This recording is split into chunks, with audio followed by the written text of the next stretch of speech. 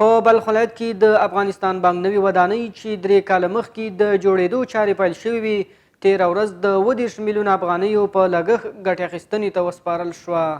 د بلخ ولایت والي وویل چې د افغانستان اسلامي امارت مسؤلان هڅه لري چې په هیواد کې بنسټیزې پروژې پلي کړي او له دې لارې خلکو ته کاري زمینه برابره کړي. نوموړي د بانکي سیستم په ډګر کې د اسلامي امارت ځان بسیاینې او پولي خدماتو ته اشاره وکړه. همدارنګه په اسلامي بانکدارۍ ټینګار وکړ چې د موږ مشران په دې کې کوي چې د موږ د افغانستان زیربناوې دي، د موږ تاسې د افغانستان ذخایر دي، د موږ تاسې افغانستان داسې یو ملک ده چې له ذخایرو څخه الحمدلله یو ډک ملک ده.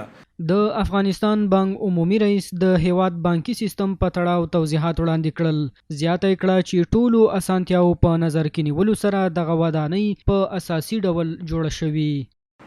دغه ودانۍ یا تعمیر چې د افغانستان بانک اړوند زون لپاره جوړه شوې ده په 5 پوړونو کې ده چې 22 کاري خونې لري، چې له کاري دفترونو څخه پیل بیا میلمستون، تحویل خانه، آرشیف او د تصویر برداری د کامرو او د آی ټي لپاره جلا خونې لري.